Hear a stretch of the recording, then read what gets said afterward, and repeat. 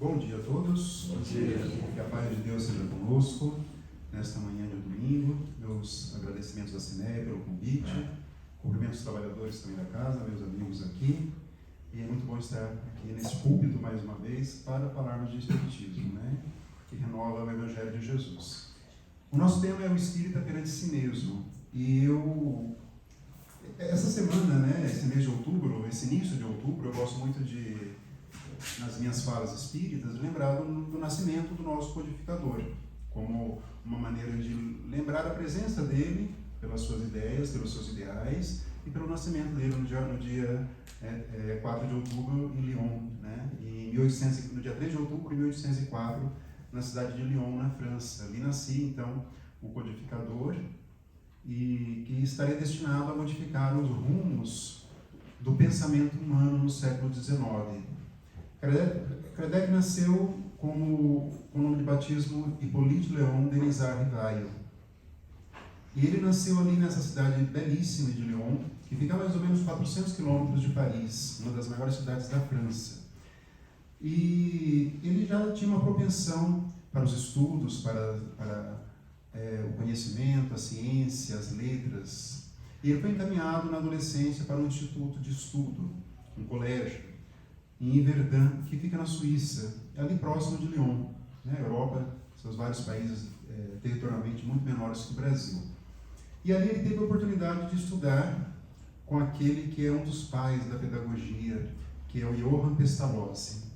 Ele foi responsável por uma mudança profunda na compreensão da educação, dos ensinos da época, né? Uma das propostas de Pestalozzi para o ensino francês era excluir, né, os mecanismos de agressão física como mecanismo de educação. Uma das grandes propostas de renovação do ensino. E Kardec, então, teve essa oportunidade de estudar nesse colégio muito importante, tendo acesso, né, ao que seria ali os pilares da construção do seu conhecimento enquanto aqui encarnado. Aí logo, quando ele terminou seus estudos, que seria uma espécie de estudo médio, ele foi para Paris. Ali ele se transferiu e foi para a Cidade Luz, a cidade que era a mais importante do planeta na época, século XIX, mais ou menos por volta de 1830. E ali em Paris, a efervescência de Paris, com seus artistas, com seus pintores, com seus literários, a cidade que atraía toda a forma de cultura do planeta, a cidade que representava tudo que era a essência daquilo de mais cultural do planeta Terra, então. E ali ele acabou desenvolvendo seu trabalho nessa área de estudo do magistério. Ele publicou vários livros na área da gramática francesa, publicou vários livros que envolviam ciências da época. E nesses estudos profundos, Kardec não era um homem ligado, por incrível que pareça, às religiões. Ele era um homem ligado ao conhecimento, mas não era um homem religioso no conceito que nós temos até então.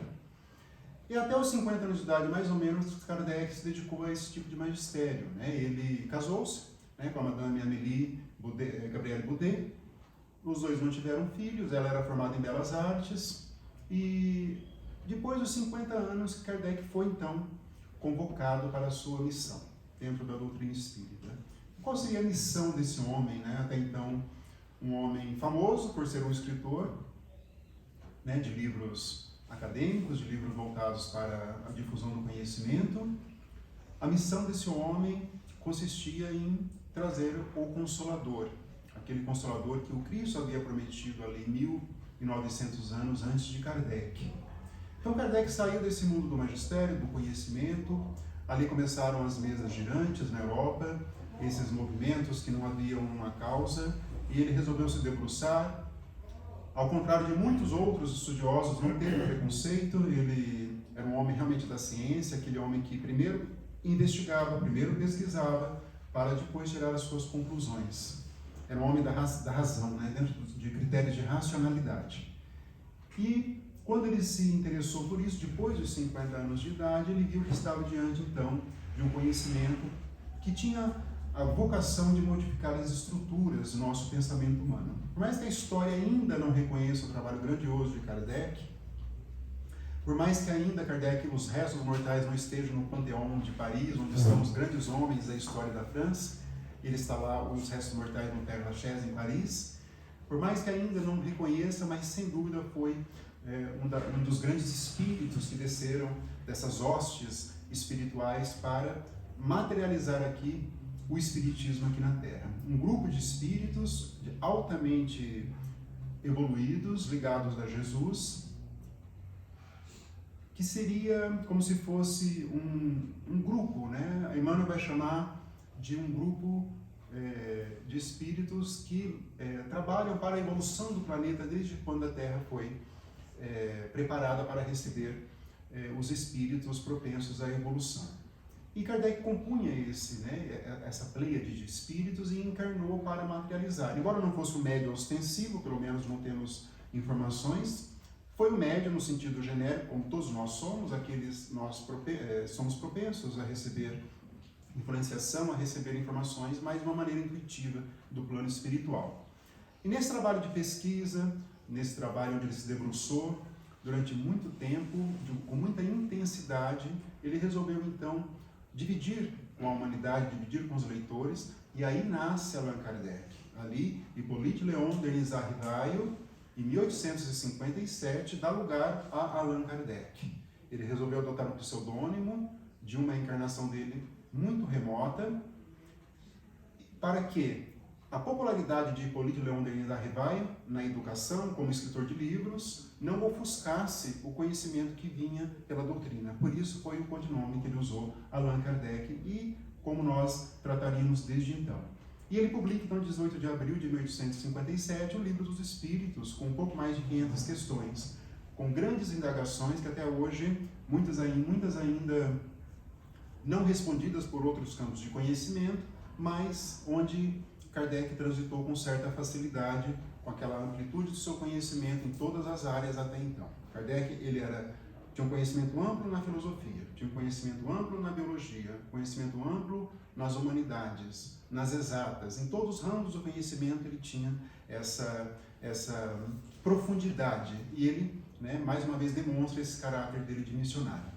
Ele publica, então, em 1857, o Livro dos Espíritos, causa ali uma certa comoção entre a intelectualidade da época. O livro foi rapidamente esgotado, e aí, a partir dos anos seguintes, ele vai publicando novas edições da obra e vai acrescentando novas perguntas, mostrando que o Espiritismo ele é de caráter progressivo.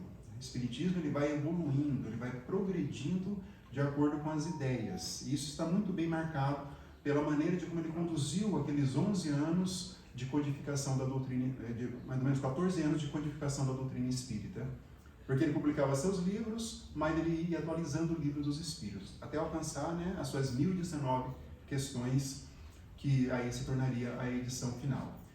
Kardec apresenta o Espiritismo como sendo um conjunto de conhecimentos superiores que vem nos mostrar a nossa essência espiritual, que nós somos espíritos aqui em trânsito, que nós temos uma evolução espiritual. Kardec trata da evolução antes de Charles Darwin, que lançaria sua teoria lá em 1859 da evolução das espécies.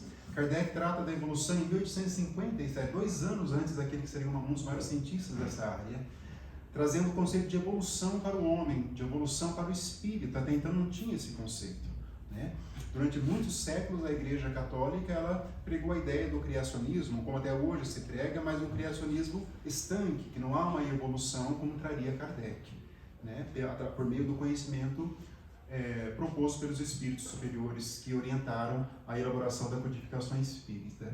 E essa evolução teve como propósito nos chamar a atenção para que nós estamos aqui dentro dessa ideia de que nós temos uma existência física, mas nós estamos nessa existência física com um propósito, que é o propósito do nosso progresso, da construção dentro de nós, aquele reino de Deus que Jesus tanto falara quando esteve conosco aqui.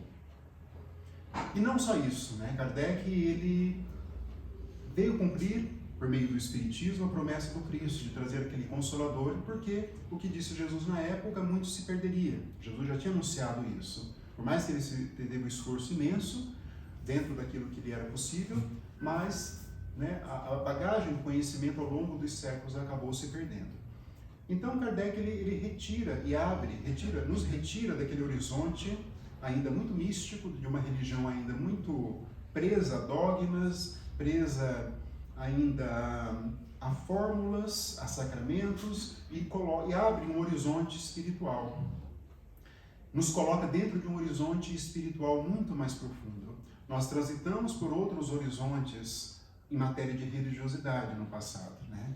Nós temos lá um horizonte primitivo, um horizonte lá do homem mesmo, do começo, horizonte agrícola, onde religião ainda era um misto de agradecimento a fenômenos da natureza, onde se a agricultura tinha êxito naquele ano, era porque os deuses quiseram ou os deuses não quiseram. Havia todo esse contexto. Depois veio aquele horizonte profético, por assim dizer, naquela época dos grandes profetas do povo hebreu, anunciando sempre a vinda de um Cristo, e não se tinha uma ideia exata, evidente, do que era uma mediunidade.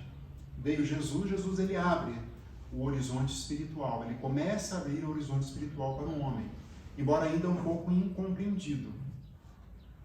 Ele abre esse horizonte espiritual, os séculos vão se sucedendo, a ciência se aprofunda, aí vem Kardec com o Espiritismo do século XIX, aí sim fixa esse horizonte onde nós nos encontramos atualmente, é o horizonte do Espírito. A era do Espírito se abre com a doutrina espírita.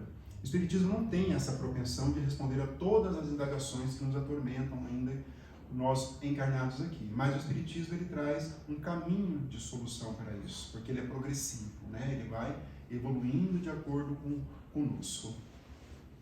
Dentro dessa ideia, Jesus ele nos trouxe uma parábola, que é a parábola do festim das bodas, que vai nos dar uma dimensão desse horizonte espiritual onde nós nos encontramos atualmente. E nós sabemos que Jesus ele transmitia seus conhecimentos por parábolas, né, por outros ensinos, usava os costumes daquele povo simples, os costumes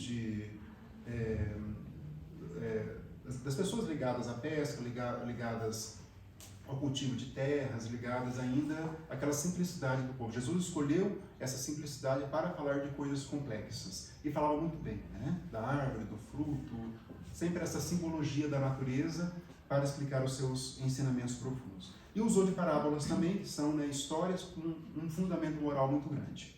Então Jesus dizia que, quando ele iniciava suas parábolas, que o reino de Deus é semelhante a... Assim que ele começava as suas parábolas, regra geral. Esse reino de Deus que até hoje nós estamos ainda investigando, que nós estamos ainda nos esforçando para compreender, esse reino que ele não é uma materialização, ele não é visto com os olhos, porque ele representa uma construção dentro de nós espíritos, que vai impactar sim o nosso ambiente onde nós nos encontramos e o depois, quando nós retornarmos ao plano espiritual. Mas esse reino está dentro de nós, não é um reino físico, não é aquele lugar, não é a Canaã dos judeus, não é a terra prometida, mesmo porque a terra prometida dos judeus nada mais é do que o próprio Evangelho de Jesus, vai dizer o Espírito Emmanuel.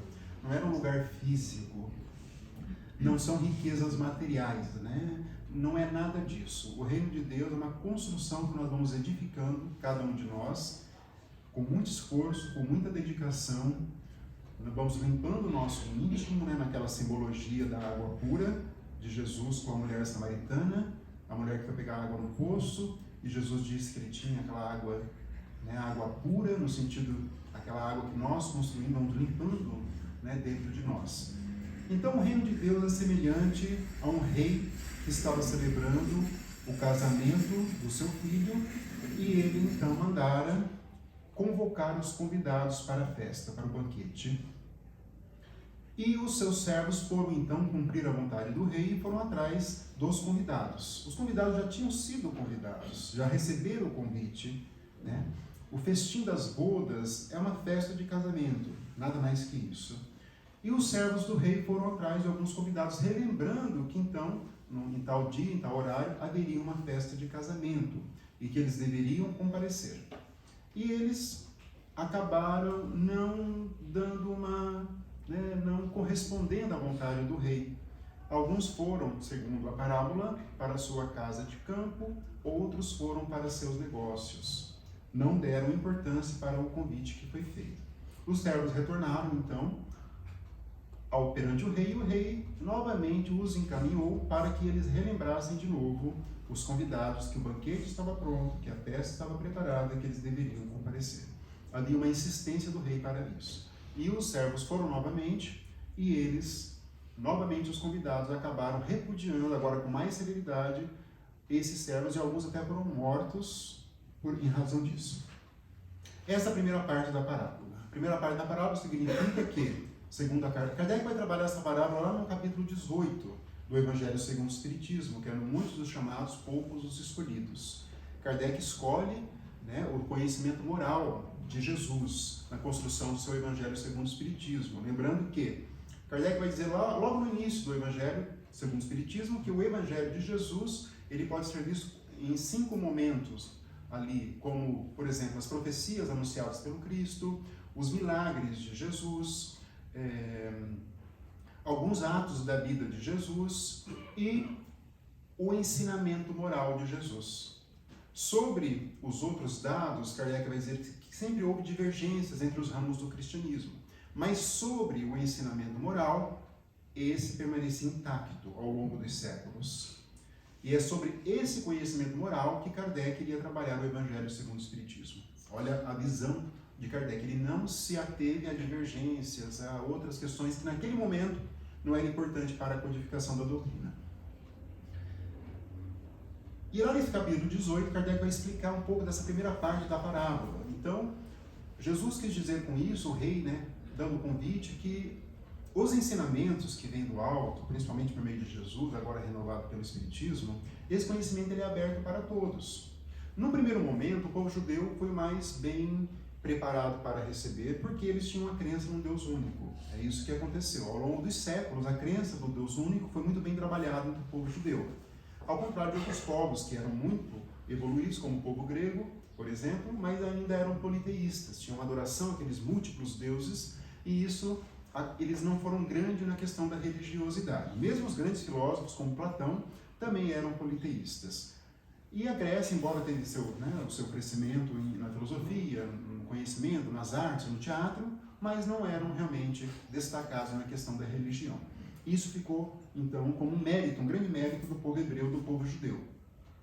Só que muitos acabaram sendo convidados, no sentido de que receberam o conhecimento, só que não anuíram, não acederam, não concordaram com esse conhecimento, não compareceram ao banquete. É isso que aconteceu. E alguns profetas foram mortos. Jesus lembra esses profetas mortos nessa parábola, que são aqueles intermediários, os servos do rei. Foram lá fazer o convite e foram mortos. Então Jesus relembra esses grandes profetas que foram mortos pelo fato só de difundir a palavra dentro daquele conhecimento. Então essa é a primeira parte da parábola, daquele povo que recebeu, o povo hebreu, que não estava concordando com os ensinamentos. Mas tem a segunda parte da parábola. E essa é a segunda parte que nos toca mais de perto nesta manhã. O rei, sabendo então que os primeiros convidados não concordaram, não foram ao banquete, ele abriu então para que todos que fossem encontrados pelo caminho, bons ou maus, fossem encontrados pelos servos, que fossem convidados então para o banquete. E assim aconteceu. Os servos encontraram várias pessoas ao longo dos caminhos e acabaram sendo convidados, e eles então compareceram no banquete, na festa de casamento. Todos sentados, e o rei chega. E nesse momento que acontece algo bastante interessante. O rei percebe que um dos convidados não tinha chamada veste, a túnica nupcial. Não tinha túnica nupcial. Ele foi convidado, mas ele não tinha essa túnica nupcial. A roupa, né? Até hoje, quando nós somos convidados a um casamento, nós temos uma roupa diferenciada, uma roupa melhor, onde nós vamos ao casamento. As mulheres bem sabem disso, né? Os homens é mais simplório, né? Só terno e gravata e acabou. As mulheres é mais complexo. Mas é uma túnica nupcial. E ele se aproxima dessa pessoa que não está trajada com a túnica e pergunta, mas você compareceu sem a túnica nupcial? E essa pessoa não responde. Aí ele diz assim: retirai essa pessoa e lançai às trevas exteriores, onde haverá choro e ranger de dentes. Porque muitos os chamados e poucos os escolhidos. É assim que termina essa parábola. Kardec vai nos lembrar que o Cristo ele usava de fórmulas, de expressões verbais de impacto grande. Porque ele se dirigia à grande maioria a pessoas muito simplórias, que não tinham conhecimento, eram poucos, até os apóstolos, eram poucos que tinham acesso ao estudo da época, né? Um dos poucos, talvez Mateus, que ocupava um cargo público, e depois Paulo de Tarso, que era um doutor da lei. Mas a grande maioria não tinha conhecimento. Então Jesus usava dessas figuras fortes que não podem ser interpretadas hoje ao pé da letra, embora durante muitos séculos algumas religiões interpretaram trevas exteriores como sendo inferno, como sendo o lugar para onde vão as pessoas, os maus, os bons iriam para o paraíso. Mas essas expressões foram ressignificadas pela doutrina espírita. Existem sim regiões de sofrimento no plano espiritual, mas são regiões de temporariamente, onde o espírito culpado, o espírito que se desviou das leis divinas, ele é encaminhado como uma espécie de hospital, onde ele ficará. André Luiz chama uma dessas regiões de umbral, umbral da porta, algo que está entre duas realidades.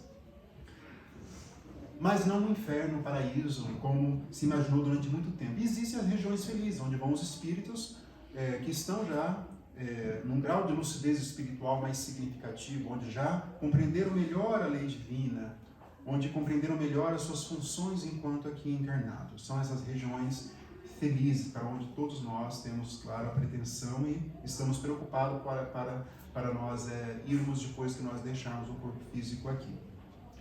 Mas essa pessoa não estava trajada com essa túnica nupcial. O que significa isso? Que essa pessoa recebeu o convite e cabia a ela uma única coisa.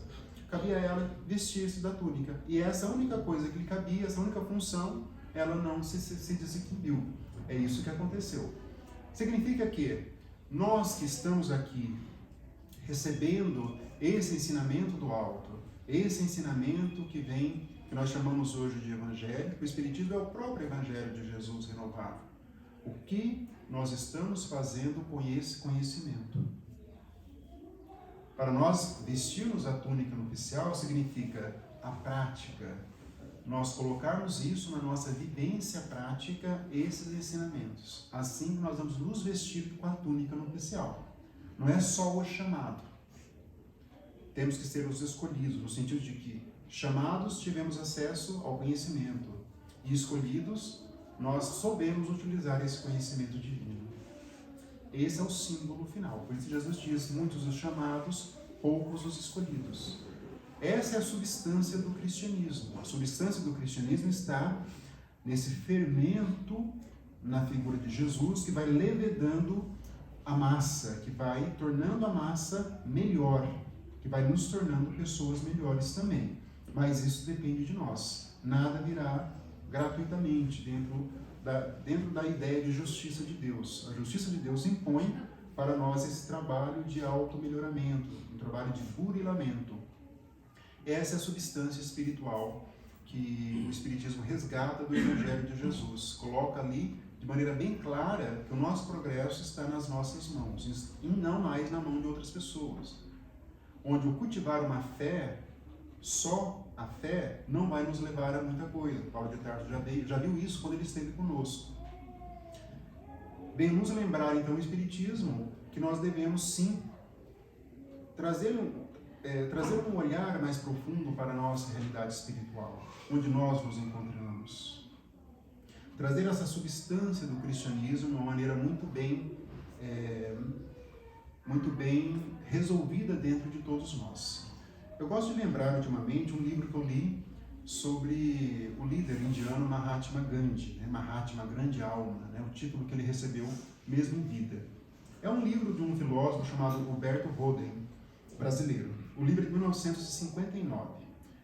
E esse livro, ele me impactou muito, é uma biografia de Gandhi, embora não seja espírita, e Gandhi não foi cristão, ele era ligado ao hinduísmo, essa religião bem antiga da Índia, mas demonstra a maturidade de um espírito perante os ensinamentos do Cristo.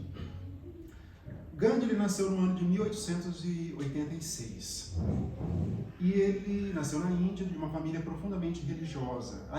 O hinduísmo, como o cristianismo, tem seus vários ramos também. E o ramo onde ele se encontrava era um ramo de alta religiosidade. O povo indiano é muito ligado, né, à religiosidade, um povo muito antigo. E os primeiros escritos religiosos, né, Bhagavad Gita, de origem indiana, de tempos imemoriais.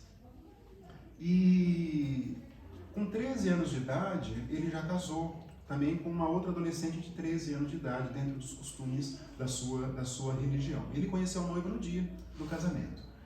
E logo depois, né, com mais ou menos 17 anos de idade, ele consegue ser aprovado numa espécie de vestibular para estudar Direito em Londres. Na época, a Inglaterra dominava, a Índia tinha ali, né, naquela sua sanha de colonização, de exploração de alguns países africanos e de outros lugares.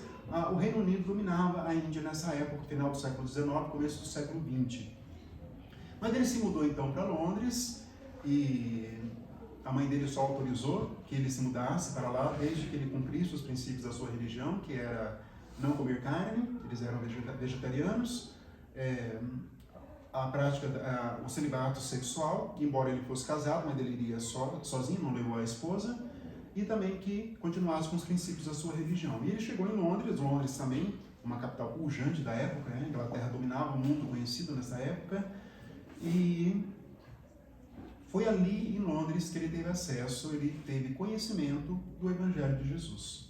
Foi em Londres. Até então ele não tinha tido. E ele ficou absolutamente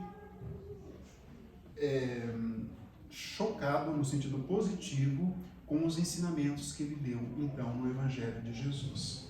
E foi ali que ele disse aquela frase famosa de que se todos os livros religiosos do mundo se perdessem, mas restasse somente o Sermão da Montanha de Jesus, o mundo já estaria suficiente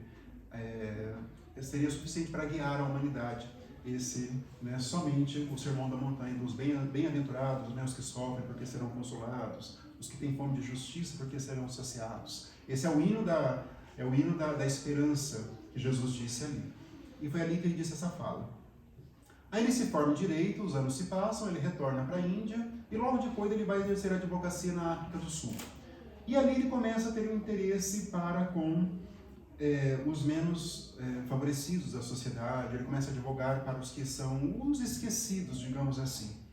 Mas daí começa realmente a missão dele espiritual. Até então ele é um homem normal, um advogado normal de uma família religiosa, não tinha aquele Gandhi que nós conheceríamos depois, né? E ele começou a se interessar então por essas grandes causas das pessoas que são exploradas pelos sistemas, né? E a sua missão então começa a aflorar. Ele retorna a Londres, retorna à Índia, e lá ele começa a desenvolver um trabalho de que a Índia não pode ficar submetida ao domínio do Reino Unido, porque a Índia é um país independente. Temos hoje modernamente um país invadindo, a Rússia invadiu hoje a Ucrânia, e não pode isso, né? Os países são soberanos, são independentes. Só que diferentemente de outros líderes de outras nações, ele disse que o povo indiano deveria se libertar sim do Reino Unido, mas, para tanto, o povo indiano deveria se submeter aos princípios da não violência. Aí que está a marca dele para toda a humanidade. Ele dizia que o povo indiano deveria se sujeitar a 4 subprincípios dentro do princípio da não violência. De que o indiano não poderia ter nenhum tipo de sentimento negativo em relação aos ingleses. O coração não poderia estar contra os ingleses. Ele disse que os seus pensamentos não poderiam contrariar os interesses do Reino Unido. Ele disse também que o povo indiano não poderia agir, não poderia falar nada em relação contra os ingleses, algo que fosse contrário, né? Algo que acabasse agredindo o povo inglês. E não poderia agir contra o povo inglês. Esses 4 princípios de não violência. Por isso o título do livro é Mahatma Gandhi, o apóstolo da não violência. E ele levou a sério, com tanta intensidade, esses princípios da não violência, cultivando. Teve um fato interessante que o Reino Unido acabou tributando o sal do povo indiano, mas de uma maneira muito grande, para poder, claro, extrair a riqueza ali, né? Esses grandes exploradores, Roma também fazia isso, né? Tirava tudo, né? A riqueza do povo, né? A Judéia, quando Jesus esteve conosco, Roma dominava a Judéia e os hebreus nunca toleraram esse domínio de Roma. E o Reino Unido acabou tributando o sal, né? Mais ou menos 15 vezes a proporção. Então, se custava, por exemplo, R$1, né, o quilo do sal, estava sendo vendido por 15. E só poderiam comprar do Reino Unido. O que ele fez dentro da ideia de não violência? Ele reuniu um grupo de pessoas e foi lá na mina de sal pegar o sal in natura, Gandhi. Porque não foi falado que era proibido extrair o sal. Foi falado que deveria comprar o sal somente do Reino Unido. Claro que ele foi preso e todos os integrantes foram presos também, né? Continuou preso muito tempo, muitos anos, mas ele continuava com essa ideia de não violência. E ele acabou sendo penetrado pelos princípios do cristianismo. E o autor fala, que escreveu o livro, que sem dúvida Gandhi foi um dos maiores cristãos do planeta. Ele encarnou mesmo dentro, né, das suas ideias, embora fosse ligado ao hinduísmo, mas querendo dizer que a universalidade dos ensinos de Jesus não se prende só ao mundo religioso ou a uma religião A ou a religião B. O conjunto de ensinamentos de Jesus representa verdades universais, né, regras de comportamentos universais. E os anos se passam e realmente o Reino Unido acaba então deixando a Índia independente. Ele consegue ter êxito, né, de libertar o povo indiano sem qualquer ato de violência. Nunca antes na história da humanidade houve essa total independência de um país por meio da prática dos princípios da não violência. E muito embora depois da própria Índia estava com conflitos internos, né, como se fosse grupos religiosos uns contra os outros, foi ali que Gandhi acabou perdendo a sua vida, o seu corpo físico, porque ele foi, né, vítima de homicídio em uma das suas peregrinações. E é ali que ele deixa o seu nome para a história, como sendo sem dúvida um dos grandes divulgadores do Cristo, mas não da palavra, divulgadores da substância evangélica que contém ali o Evangelho de Jesus, que nos dá então a veste nupcial, né? O símbolo da veste nupcial. E nós alcançamos então a doutrina espírita em um momento bastante crucial, bastante interessante dela. Kardec diz assim que o espiritismo ele passaria por 3 momentos. O primeiro momento é o momento da curiosidade, dos fenômenos. Até hoje, muitas pessoas se aproximam da doutrina pela curiosidade. É muito comum, né, a imprensa fazer reportagens sobre Chico Xavier, por exemplo, mas focar nos seus fenômenos, na fenomenologia, da psicografia, que ele recebia as pessoas, né, as mães que tinham perdido seus filhos, são fenômenos. Esse é o momento da curiosidade, que Kardec já havia superado naquela época mesmo, século XIX. E depois o segundo grande momento da doutrina é o momento do seu desenvolvimento filosófico, das suas grandes questões, que o Espiritismo vem responder. O que é Deus? Né? O que é reencarnação? As leis divinas? O que é a lei de amor? A lei de amor, justiça e caridade? A lei de adoração, onde estão as preces? O estudo da nossa conexão com o alto? Então, o segundo momento é a elaboração. Kardec, ele vivenciou esse momento intensamente. E, de certa maneira, nós estamos também dentro desse momento da construção filosófica, no sentido de compreensão daquilo que Kardec fez, junto depois com espíritos que vieram complementar por meio de médiuns sérios ou por meio de grandes estudiosos da doutrina espírita. É um momento de elaboração, da penetração no nosso íntimo desse conhecimento espiritual. Mas o terceiro grande momento da doutrina espírita, segundo o próprio codificador, é o momento da aplicação das suas consequências. É assim que ele coloca. Kardec não trabalhou um conceito de religião como nós conhecemos, porque ele não queria misturar a religião dominante da época com a nova revelação. E ele vai, na verdade, reformular o próprio conceito de religião, dizendo que religião é uma conexão com Deus e a mudança comportamental nossa com base nesse modelo. Então ele diz assim, a aplicação das consequências, que nada mais é do que a prática religiosa, nesse sentido do caminho que nós estamos percorrendo com a luz da doutrina espírita. E é nesse momento de aplicação, é nesse momento de compreender as consequências da doutrina espírita, que nós vamos, então, investigando aquele grande momento da doutrina, que é o momento da reforma moral, da reforma íntima, da transformação a que todos nós estamos sujeitos. E nós temos que fazer, de épocas em épocas, essa autoanálise. Isso é fundamental para nós. O Espiritismo, ele impõe essa maturidade de enfrentamento de nós mesmos. Nós temos que saber se nós estamos ou não progredindo. É claro que nós temos limitações, mas nós temos que ter uma consciência sobre isso. Então, essa terceira grande fase da doutrina espírita se encontra nesse momento de transformação de nós mesmos e da sociedade onde nós estamos. Ela só modifica com base na transformação nossa. A sociedade não modifica com atos, com leis, com discursos, só com palavras. Ela modifica com a transformação do homem, do ser humano, com base nos princípios superiores. Então, a doutrina espírita vai nos ensinar que a eficiência do espiritismo dentro de nós estará na conquista de patamares, por exemplo, de paciência. Nós éramos, por exemplo, alguns muito impacientes até conhecer a doutrina espírita. Mas depois da doutrina, os esforços para a conquista da paciência estão mais significativos.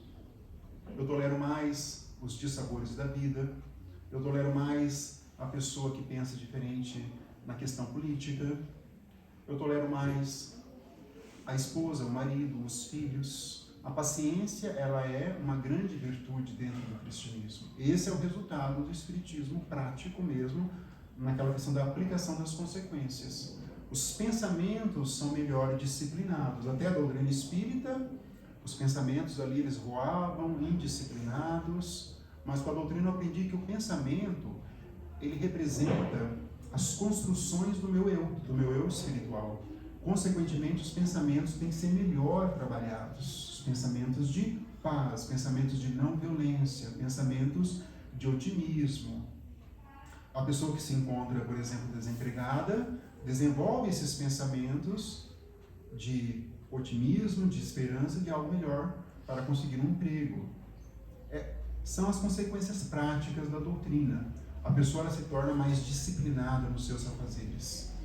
O Espiritismo não combina com indisciplina. O Espiritismo, ele é a própria disciplina, como alertou o Espírito Emmanuel no primeiro encontro com Francisco Cândido Xavier, quando Chico indaga o que era preciso para que ele, Chico, vencesse a prova da mediunidade. Aí ele responde, disse, 3 coisas eram precisas: disciplina. Qual que era a segunda? Disciplina. Qual que é a terceira? Disciplina. A disciplina é fazer aquilo que nós temos que fazer, mesmo que nós não estejamos com vontade. A partir da doutrina espírita, as nossas noções de disciplina devem ser muito mais sofisticadas do que eram antes do conhecimento da doutrina espírita. Espírita que não estuda, que não lê, está aquém do conhecimento. Isso é fundamental. Kardec vai dizer que vai demorar ali muitas décadas para o conhecimento do espiritismo, o conhecimento teórico do espiritismo. Requer muita observância o espiritismo, ele vai dizer assim. Por isso muitas pessoas, até elas gostam de algumas luzes do espiritismo, mas quando ele toca em algum ponto delicado da vida dela, ela se afasta. Ou falar, esse ponto eu não concordo. A pessoa vai retalhando a doutrina espírita. Esse ponto eu não concordo, esse ponto não, isso é muito radical. Nós temos que nos colocar como aprendizes, como Kardec se colocou perante os espíritos. Kardec era um homem altamente capacitado em termos intelectuais e morais, altamente, e ele se colocava como um aprendiz perante os espíritos. Um aprendiz, não um aprendiz que cego, mas um aprendiz de que eu tenho, eu sou um ignorante, no sentido de desconhecedor, e estou agora preparando o meu espírito para receber esse conhecimento que verte do alto, por meio dos espíritos superiores, que vem representar Deus aqui. O espírita, ele, além de tudo isso, ele é uma pessoa que ele se esforça na prática do bem. Depois que ele conhece a doutrina, ele vê essa necessidade, mas não com o objetivo de receber uma recompensa do alto, porque a recompensa, ela tira o brilho da ação. Kardec insiste nessa pergunta com os espíritos, no Livro dos Espíritos: mas se eu fizer a caridade com o propósito de evolução, já que eu descobri que a caridade é um caminho para o progresso. E eles respondem, mas a caridade deve ser feita de forma desinteressada. Se houver um interesse, mesmo que esse interesse seja nobre, isso tira o brilho da ação e, consequentemente, o próprio processo de evolução será comprometido. A prática do bem deve ser desinteressada porque isso faz parte da nossa existência enquanto espíritos. E Espírito Emmanuel vai dizer que a prática do bem é um dever, no fundo, porque nós estamos integrados dentro de uma lei de cooperação, uma lei que nos convida a sempre nos colocar numa posição de melhoria, de ajuda, de auxílio, de amparo ao próximo, sem que exijamos isso para nós. Quem está dentro do Evangelho de Jesus vai entender que o convite, a substância espiritual do Evangelho é você praticar para o próximo se conectando com Deus e não exigir para si mesmo. Isso aí tira o brilho. Então, quando nós entramos na doutrina, conhecemos a doutrina espírita um pouco mais de perto, embora a doutrina não é só entrar e está tudo perfeito, pelo contrário, né? Ali começa a construção, né? Os tijolos do nosso reino de Deus, eles são construídos aos poucos. Nós colocamos alguns tijolos, alguns estão com uma construção mais avançada, outros um pouco ainda, e cada um está dentro desse esforço. Mas há uma mudança, há um impacto profundo em todos os setores das nossas vidas. A doutrina nos impacta, a minha profissão será impactada. Eu seria um trabalhador melhor dentro da minha profissão. Se eu entro na doutrina, conheço a doutrina e estou disposto a conhecer um pouco mais a doutrina espírita, porque eu sei que eu sou um espírito imortal, eu sei que sou sujeito à lei de progresso, a minha profissão tem que ser melhorada. Se eu for uma pessoa virtuosa dentro de uma religião, dentro da doutrina, mas for uma pessoa viciosa fora, significa que o aprendizado, por enquanto, ainda é muito incipiente. Ele não está ainda impactando as entranhas espirituais. Isso é muito comum na literatura de André Luiz, muito comum no sentido de que espíritas tiveram acesso a um grande conhecimento e acabaram não reverberando esse conhecimento em ações. Aí alcança o plano espiritual paupérrimos de espiritualidade, em graus de sofrimento. Alcança a espiritualidade sem uma luz própria, sem uma lucidez espiritual. Isso é narrado em toda a história, e eu me refiro a espíritos espíritas, que foram aqui espíritas. Porque tiveram um grande acesso e não souberam aproveitar, né, esse grande caminho de luz. Isso é muito comum na doutrina, muito comum. O próprio livro, né, que vamos trabalhar num seminário em novembro, aqui no Meimei, que é o livro Voltei, escrito pelo espírito irmão Jacó, que na verdade é um pseudônimo utilizado pelo Frederico Figner, que foi um dos membros da Federação Espírita Brasileira. Ele alcança o plano espiritual, embora foi uma pessoa muito boa, muito competente naquilo que ele estava disposto, tanto na profissão, no trabalho, na doutrina, na família, mas ele alcança o plano espiritual sem luz.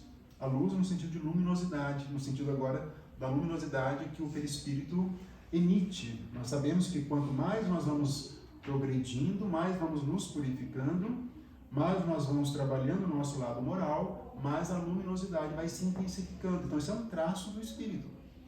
Então, quando vocês desencarnarem, se derem conta que desencarnou, olhem para vocês. Se não tiver nenhuma luz ali, a coisa está feia. E foi isso que ele fez. Ele olhou para ele literalmente, e ele não viu luz, porque ele tinha um conhecimento técnico, como esse conhecimento. Qual é o conhecimento técnico?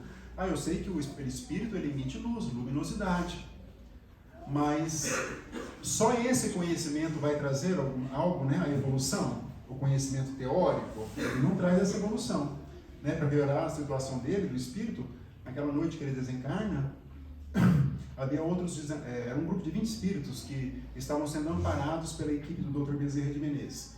Aí chega uma professora toda iluminada, recém-desencarnada, e ele fica chocado com a professora emitindo luz, e ele ainda não, ele fica ali chocado. E toda a história vai ser marcada por isso, né? Por isso. Ele se aproxima depois numa reunião mediúnica, ele vê dois espíritos ali inclinados ao mal, e eles falam, mas aquele ali não é o Jacó, que falava da luz, mas ele não tem nenhuma luz. Então toda a obra vai ser marcada por isso. Isso é uma prova de que só o conhecimento teórico da doutrina ainda é insuficiente. E nós temos então que construir, né, esse reino de Deus, e temos que fazer jus ao pensamento do codificador. Kardec teve um trabalho imenso na construção do conhecimento espírita, as obras são primorosas, né? Os séculos, agora já há mais de 150, 160 anos da doutrina, já ultrapassa, e ainda não, um parágrafo não foi alterado da obra do codificador. Pelo contrário, ainda o codificador é reverenciado, tanto por nós encarnados quanto pelos desencarnados, porque o pensamento dele é muito ainda rico de possibilidades. Não sem razão que o Espírito Emmanuel disse para Chico que se um dia ele, Emmanuel, ditasse algo que contrariasse o que disse Kardec, que ele ficasse com Kardec e não ficasse com ele, Emmanuel. Porque o pensamento do codificador é muito vigoroso. Então nós temos que, nessa semana, lembrá-lo, mas não só lembrá-lo pelo nascimento lá em Lyon, mas lembrá-lo pelas esperanças que ele nos trouxe, pela construção do conhecimento espiritual que nós temos, por nos libertar de nós mesmos. Esse foi o papel do codificador. Desencarnou depois, em 1869, com 65 anos de idade, deixando esse legado de amor que nós estamos hoje tendo acesso. Que possamos sempre reverenciar a memória do nosso codificador Allan Kardec. Em nome de Jesus e com Deus nos encaminhando nessa rota que é a nossa existência aqui. Então é isso, meus amigos. Muito obrigado. Que Deus seja conosco.